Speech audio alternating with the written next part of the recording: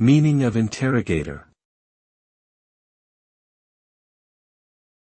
Interrogator. Interrogator. Interrogator. Interrogator.